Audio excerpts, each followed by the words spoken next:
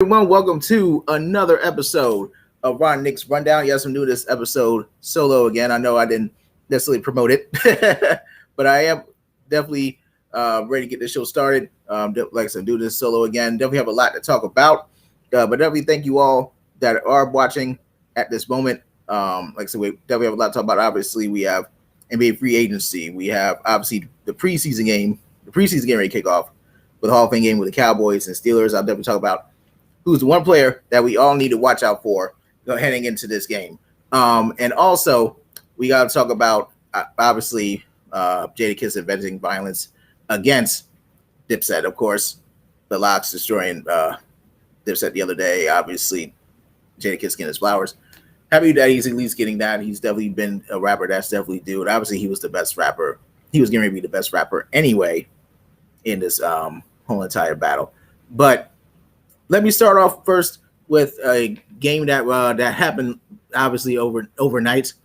USA defeating Australia 97-78 to advance to the gold medal game. Kevin Durant with 23 points, Booker with 20. Early in the game, yes, they came back down from 15 to win this game. First and foremost, if we talk about Kevin Durant, he has definitely been the offense for this USA team. Before I talk about this game, Kevin Durant obviously over 400 points in his career. He thankfully, USA needs to be thankful that he is on this team. They need to be completely thankful that he's on this team, or else this team would have been out a good while ago. Maybe last week, or maybe today. Kevin Durant, like I said, he's been balling, man. Like I said, 23 points on the day. I mean, they can't afford to have him sit out for too long, or else they could definitely lose a lead or have a huge deficit, and they will be able to come back from it. So we're definitely, like I said, and thankfully today, Devin Booker was the second scorer. He had 20 points and was a big help, obviously. Once Kevin Durant, got his offense going and gave everybody else confidence to do their thing, everything, I think, gelled for USA. But I need more from Jason Tatum and Damian Lillard.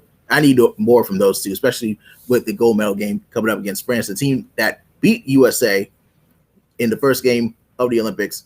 They've got to be ready for this game. Evan Fournier, Rudy Gobert, and Nick Batum will be ready for this matchup. I definitely think that USA, like I said, man, USA, they were down 15.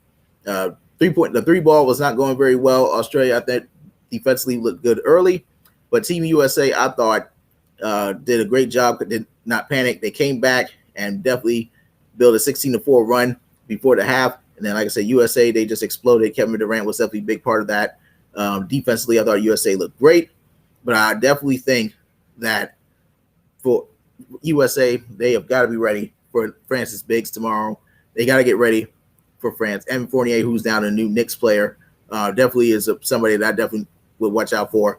Also, I would definitely watch out for Rudy Gobert. And like I said, Nick Batum, who made a game-saving block today against Slovenia. It's unfortunate we're not going to see Team USA against Luka Doncic in the gold medal game, but that's okay. I thought this is a good opportunity for USA to see if they can get this revenge game against France. Luka Doncic, like I said, I thought looked good today. The Slovenia battled back in that game against France, but man, a huge, huge win for France. And like I said, now USA and France will play tomorrow. It will be on NBC. I know there's been a lot of chatter and been a lot of disappointment about USA basketball being on Peacock Premium. People have to pay to watch USA play each game and each round. But tomorrow, those who do not have Peacock, you will be able to see it on NBC tomorrow, and it will begin at 10:30 p.m. Eastern on NBC. And that's over in Japan. It'll be 11:30 in the morning, which is definitely absolutely insane for a championship game. But at least we all will at least don't have to stay up this time to watch it. But it's good. Like I said, it's going to be a huge, huge game. And like I said, I'm definitely looking forward to it. Now, let's talk about some NBA free agency, man. I mean, there's definitely a big recap. Definitely been a lot of signings, as you would expect. Lakers, I'll get at you in a minute. When I tell you, I will get at you in a minute. Stephen Curry, 4-year, $215 million extension. Anybody deserves this extension, it is Stephen Curry. Period. He has earned it. He's only the three-time NBA champ, 2-time MVP, 2-time scoring champion, including the scoring champ that he won this past year. and single-handedly almost took the Warriors to the playoffs throughout the playing game. But unfortunately, that did not happen. And obviously a 7-time All-Star.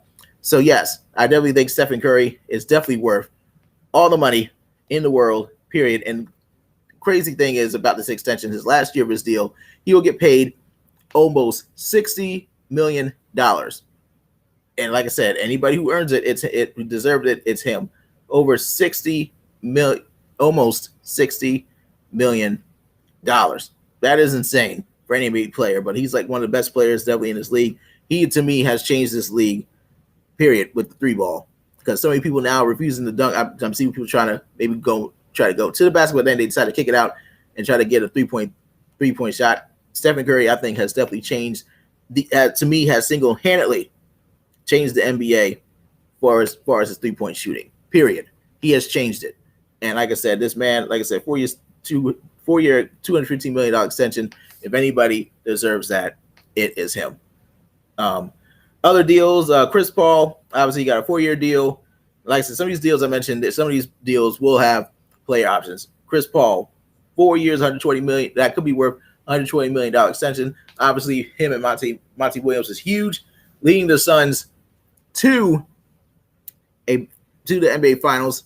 And like I said, I thought Chris Paul was great. Obviously, throughout the season, they win the first 2 games, but unfortunately, we all know for the Suns, the Bucks came back, and Giannis definitely, once he found his groove and hit his stride, there was no stopping the Bucks at all. I thought the Suns definitely blew it in Game 5 in this series this year. But as far as Chris Paul is concerned, definitely good for Phoenix to have him back. He definitely is a great leader for this young group. DeAndre Ayton and Devin Booker, they're only going to continue to get better. I don't know if they're going to be back in the finals, but they are going to continue to get better. But definitely congrats to Chris Paul getting his deal, and I think and obviously will finish his career in Phoenix. Obviously, Trae Young, 5 years, $207 million rookie extension. Obviously well deserved, especially this postseason, getting leading the Hawks to playoff series wins over the Knicks and Sixers. They come up short against the Bucks while Giannis was out with a hyperextended knee injury during the series. Trae Young definitely absolutely deserved to get that extension, and you're going to build around that franchise. Trae Young is definitely the guy to do it. And obviously, his teammate John Collins getting a 5-year, $125 million deal. Congrats to him. Len Pepper Lou is back. 1 year, $5 million. 1 year, $5 million. Like I said, congrats to the Hawks. The Hawks are definitely building something very special there, and I'm glad Nate McMillan's going to stick around with these guys. I think Atlanta will get better. I don't know if they're going to go back to these conference finals, but you do at least have Trae Young to lead this team. Say Gilgeous-Alexander, 5 years, $172 million rookie extension with the Thunder. Obviously, I did not expect him to sign that. Well, I guess I should have expected him to sign that, but I'm definitely a lot more money than I expected. But I mean, if the Thunder feel like they can build around him with a bunch of rookies, fine. Let them go and do it. Let them go ahead and do it. Other signings, obviously, a couple of signing trades that I definitely like. Obviously, Kyle Lowry, 3 years, $90 million deal with the Heat in the signing trade. It will involve Goran Dragic. I don't know. Obviously, hold on. Before I do that, and PJ Tucker going to the Heat, I don't know how big of a difference Kyle Lowry is going to be honest with you. Oh, and let me mention Jimmy Butler, 4 year, $184 million extension. But I will say they got a good core. The Heat will hopefully be a lot better than they were last year. I don't know how much of a difference Kyle Lowry will be next season with the Heat, but I definitely feel like the Heat will definitely be better next year. But I don't know if Kyle Lowry is the difference that the Heat will be looking for. But I definitely, like I said, the Heat will be better, at least a lot better than they were this past season with their injuries. And hopefully, like I said, hopefully things will be better for this team. Obviously, a couple other signing trades. DeMar DeRozan getting 3 years, $85 million deal to the Bulls. That'll be in a signing trade. And obviously, I think the Bulls are definitely stacked for sure. You know, they have Lonzo Ball also in a 5-year deal, $85 million in a signing trade as well. Like I said, the Bulls are looking pretty good. I actually like their roster a lot. I think with Zach LaVine, it's going to be. I think their team looks great on paper. Billy Donovan definitely has something going for him there. I definitely feel like the Bulls. I thought they could have been in the playoffs last year. I mean, well, this past season had Zach LaVine not been in health and safety protocols. I think they would have been on their way at least to the playing game, or at least could have gotten the 6th seed. I definitely like their like I said. I think I like their chances to improve, and I definitely see the Bulls having a great future, and I think they will definitely go to the playoffs.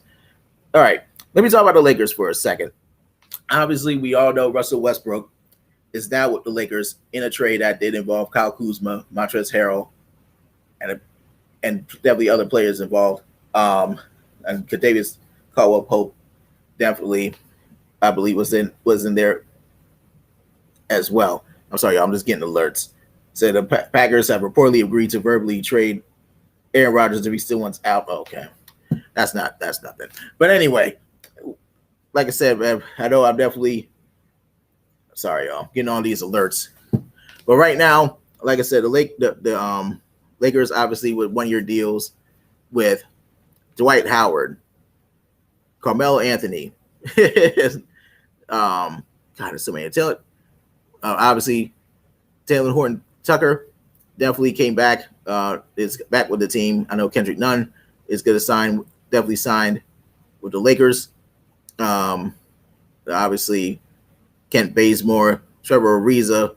The Lakers, I think, like I said, they got a roster. They're building a roster, but I think there's definitely a lot of age and a lot of wisdom in this roster. What I mean by that is there's definitely a lot of 30-year-olds on this team. That's my biggest beef. I forgot Malik Monk is there too, but definitely my biggest beef for the Lakers is definitely their age. There's gonna be a lot of younger teams that's gonna be ready for them, but you know what? Those teams don't have LeBron either.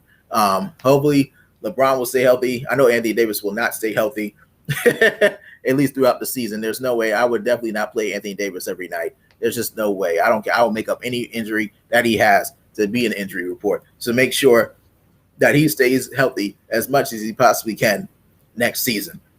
As far as the Lakers are concerned, I'm not sure. I know they're going to definitely be favorites in the West, but in my opinion, they're a team to definitely watch out for. I wouldn't necessarily count them, pretty much. I wouldn't necessarily say they'll win the title. They have a good roster. They definitely have a great roster, but like I said, sometimes age does catch up to you. These teams are going to be hungry. They're going to be ready, but like I said, they don't have LeBron. We'll see how LeBron plays next season. Like I said, that window of opportunity of LeBron getting another title is definitely closing. It's definitely getting smaller and smaller.